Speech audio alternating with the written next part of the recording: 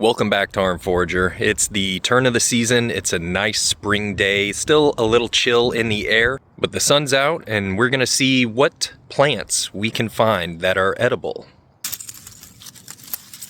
Right away, we're looking at this native strawberry. There are some indicators you want to look for. So if you see something like this, probably don't eat that, especially if you're looking at eating the leaves and not just the berries. Try to find some good specimens. Try to go a little bit off the trail at least, because animals and people tend to do their business on the trail. And that's just nasty. You don't want to put that in your mouth. But the entire plant of the strawberry, the native one in the Pacific Northwest as well, you can eat the entire thing. This is going to give you vitamins, micronutrients. It's going to give you your fiber. And you will get a lot out of this plant if you allow it to be part of your diet.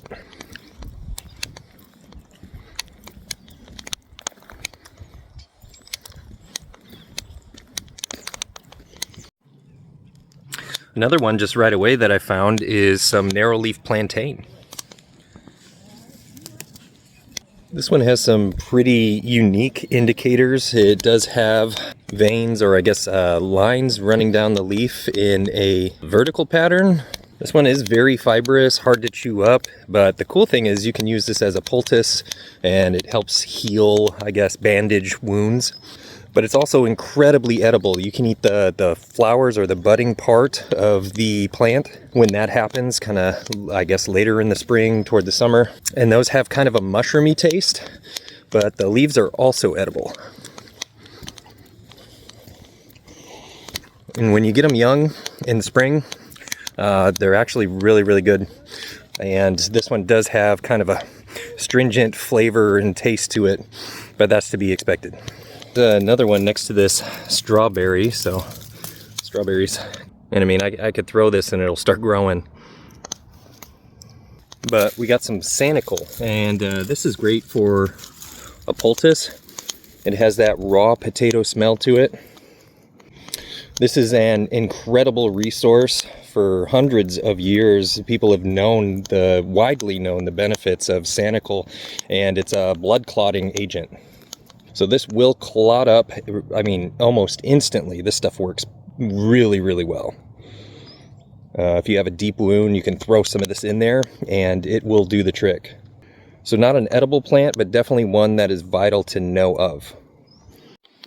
All right, so this one's kind of cool. This is directly on the trail, so I'm not going to eat this one. And I'm actually going to leave it where it is instead of picking it. But this one's great. It's broadleaf plantain.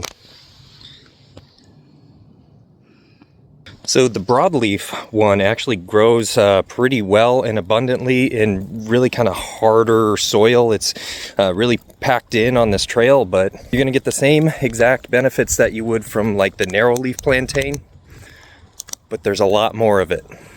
Hence the name broadleaf plantain. Yeah, and that one's great for salads. Again, if you can get it young, that's the better tasting one.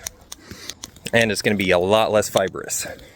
Another one that grows abundantly in the US is one that people mistake for dandelion, and it's basically dandelion, but they call it cat's ear. And there are some differences. I'm going to grab it and let you know.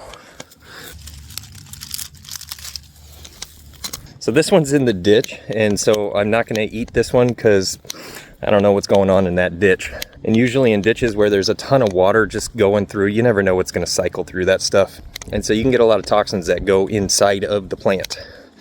Plants are great at filtering, I mean, as far as parasites and those types of things, so you can eat a lot of plants raw like I've been doing. Not like, say, mushrooms or those types of things. I always suggest cook or boil those. These are great at that. The thing that they don't do is filter chemicals.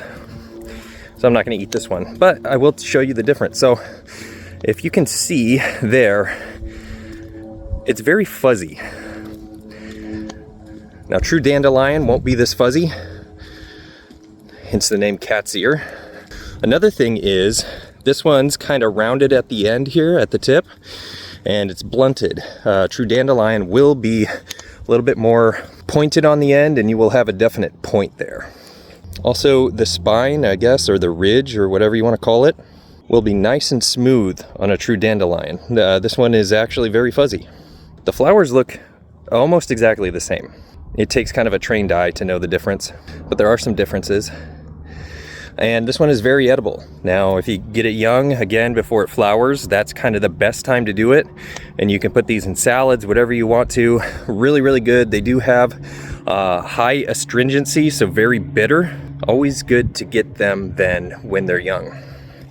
All right, cool. We've got like 3 right next to each other. So the first one, this one's called sticky weed or catch weed or bed straw, whatever you want to call it. It's got probably 20 plus names to it. But here it is. All right, this stuff. So this stuff is very sticky, I guess you could say. It's got properties in it that are really, really beneficial to your health. So again, vitamins, micronutrients, minerals. And this is a kind of, I don't know, not necessarily a superfood, but this is really, really good for you. This one was also in the ditch, and so I'm not going to eat it. Check out my other videos if you are interested in watching somebody eat this. Because I have eaten this before. I'm not going to eat this one because it was in that ditch.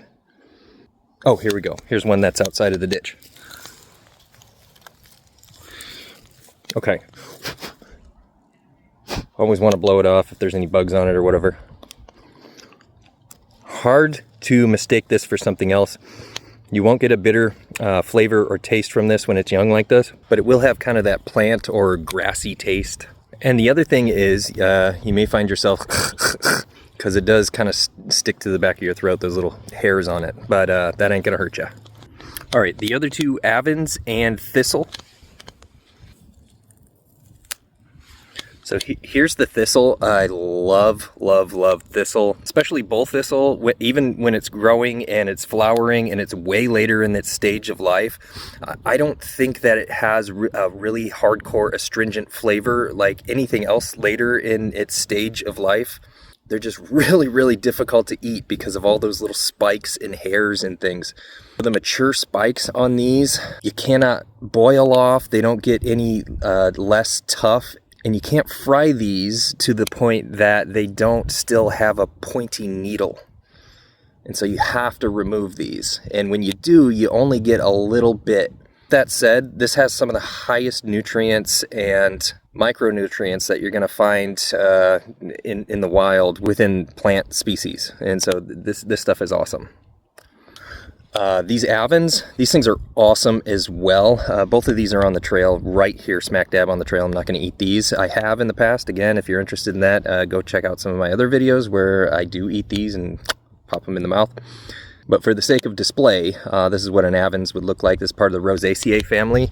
If you know anything about the Rosaceae family, it's pretty diverse. You get apples from the Rosaceae family, you get roses, of course, and you also have these Avens. All 3 of those plants, again, really, really good for you. And at that stage in life, you can eat the entire plant.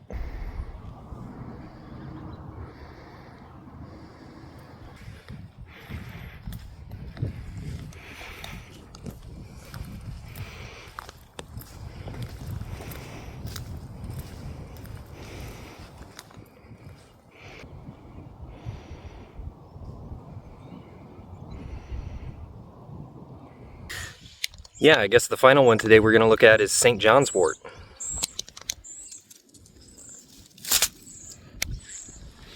So this is St. John's wort. There's some indicators that you can look for when it is mature. The flowers are great indicators, and when they are perfectly mature, when you're supposed to pick them and use them for like tinctures and those types of things, liquid medicine basically, you can squeeze the flower and rub it into your hands, sometimes even the leaves, and it will give you kind of a red or purplish tinge to it.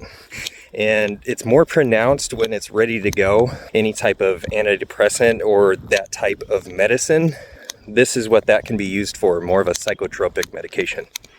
Probably don't want to eat it raw necessarily, and probably not use it as a foraging type meal food.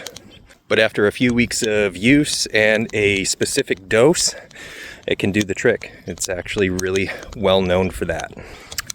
All right, so that's it. You guys know the drill. Prepare, adapt, discover.